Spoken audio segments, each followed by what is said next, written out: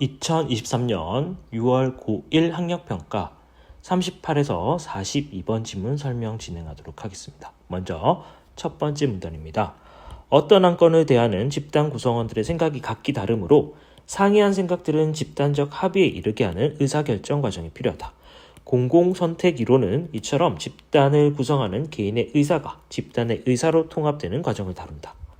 직접 민주주의 하에서 의사결정 방법으로 단순 과반수제, 최적 다수결제, 점수투표제, 보르다 투표제들입니다.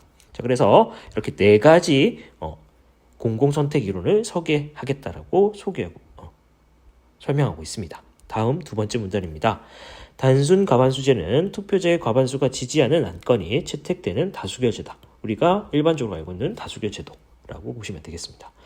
효율적으로 의사결정이 이루어져 많이 사용되고 있으나 각 투표제는 찬반 투표 여부를 표시할 뿐 투표 결과에는 선호의 강도가 드러나지 않아 안건 채택 시 사회 전체의 후생이 감소할 가능성이 있다.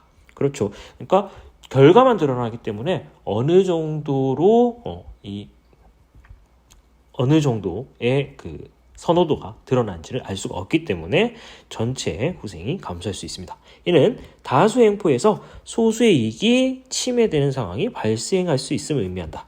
또한 어떤 대안들이 먼저 비교하는가에 따라서 그 결과가 달라지는 투표의 역설 현상이 나타날 수 있다. 예를 들어서 가불병 3사람이 사는 마을에 정부에서 병원, 학교, 경찰서 중 하나를 지어줄 테니 투표를 통해 선택하라는 제안을 하고 이때 3사람이 선호 순위가 다음 표와 같다고 하자. 3가지 대안을 동시에 투표에 붙이면 하나의 대안으로 결정되지 않는다. 그래서 먼저 병원, 학교, 경찰서 중 두 대안을 다수결로 결정한 후 남은 한 대안을 다수결 승자로 결정하면 최종 하나의 대안이 결정된다. 즉 비교 대안의 순서에 따라서 표의 투표 결과는 달라지게 된다. 자, 그래서 두 번째 문단에서는 단순 과반수제에 대해서 설명하는데 일반적인 다수결 제도라고 이해하시면 되겠고, 요 다수결 제도에서 가지는 단점은 선호 강도가 드러나지 않아서 사회 전체의 후생이 감소할 수가 있고 소수의 이익이 침해될 수 있습니다. 그리고 투표의 역설이 발생할 수 있는데 이 투표의 역설이라 함은 비교 대안의 순서에 따라서 투표 결과가 달라질 수 있는 거라고 이해를 하시면 되겠습니다. 다음 세 번째 문단입니다. 최적 다수결제는 투표에 따르는 총 비용이 최소화되는 지점을 산정한 후 안건의 찬성자 수가 그 이상이 될 때 안건이 통과되는 제도이다. 이때 총 비용은 의사결정 비용과 외부 비용의 합으로 결정된다. 의사결정 비용은 투표자들의 동의를 구하는 데 드는 시간과 노력에 따른 비용을 의미하며 찬성표 비율이 높을수록 증가한다. 외부 비용은 어떤 안건이 통과됨에 따라서 그 안건에 반대했던 사람이 느끼는 부담을 의미하며 찬성표 비율이 높아질수록 낮아지며 모든 사람이 찬성할 때에는 0이 된다. 안건 통과에 필요한 투표자 수가 증가할수록 의사결정 비용은 증가하고 의사결정 비용 곡선은 우상향한다. 이와 달리 외부 비용은 감소하므로 외부 비용은 우하향하며 두 곡선을 합한 총 비용 곡선은 U자 형태로 나타난다. 이때 총 비용이 최소화되는 곳은 최적 다수결제의 안건 통과 기준이 되는 최적 다수 지점이 된다. 이 제도는 의사결정 과정의 이론을 명쾌하게 설명할 수 있지만 최적 다수결제의 기준을 설정하는데 지나치게 시간이 소비된다는 단점이 있다. 자, 그래서 세 번째 문단은 최적 다수결제에 대한 설명이었습니다. 자, 그래서 투표에 드는 총 비용의 최소 지점을 산정하고 찬성자가 그 이상일 때 안건이 통과되는 제도이고 그때 의사결정 비용과 외부 비용을 고려하게 됩니다.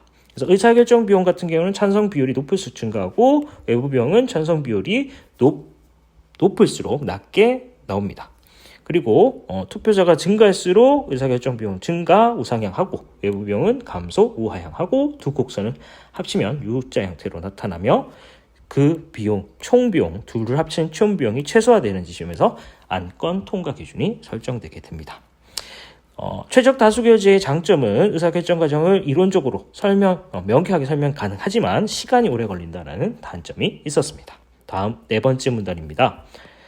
점수 투표제는 각 투표자에게 일정한 점수를 주고 각 투표자가 자신의 선호에 따라서 각 대안에 대하여 주어진 점수를 배분하여 투표하는 제도로 합산하여 가장 많은 점수를 얻은 대안이 선택된다. 투표자의 선호 강도에 따라서 점수를 배분하므로 투표자의 선호 강도가 잘 반영된다. 소수 의견도 투표 결과에 잘 반영되어 투표의 역설이 나타나지 않는다는 장점이다. 하지만 전략적 행동에 취약하여 투표 결과가 불규칙하게 바뀔 수 있다는 단점이 있다. 전략적 행위란 어떤 투표자가 다른 투표자의 성향을 예측하고 자신의 행동을 이에 맞춰 변화시킴으로써 자기가 원하는 것을 얻으려 하는 태도를 뜻한다. 이 행위는 어떤 투표제에서 나타날 수 있으나 점수 투표제에 나타날 가능성이 높다. 네 번째 문단은 점수 투표제의 특징에 대해서 설명하고 있었습니다. 점수 투표제는 각 투표자가 일정한 점수를 주고 자신의 선호에 따라서 각 대안에 주어진 점수를 배분해서 투표하는 제도입니다. 이렇게 한다면은 점수가 가장 높은 대안이 선택되는데 투표자의 선호 강도가 잘 드러나는 장점도 있었고, 그 다음에 소수의 의견도 잘 반영되며 투표의 역설도 나타나지 않는 장점이 있었습니다. 대신에 단점은 전략적 행동에 취약해서 결과가 불규칙하게 뒤바뀔 수 있다는 단점이 드러났습니다. 마지막 5번째 문단입니다.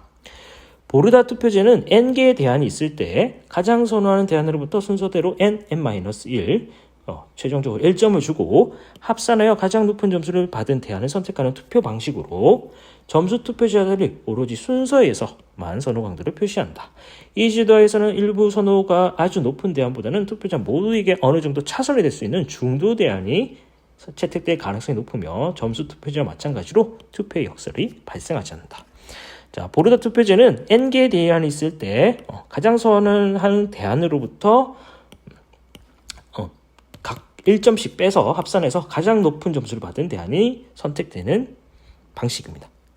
그래서 순서에서만 선호 강도가 표시되지만 어느 정도 차선이 될 수 있는 중도의 대안이 선택될 가능성이 높고 투표의 역설이 발생하지 않을 가능성이 높은 투표제라고 보시면 되겠습니다. 지금까지 2023년 고1 6월 학력평가 비문학 질문 설명 진행하였습니다.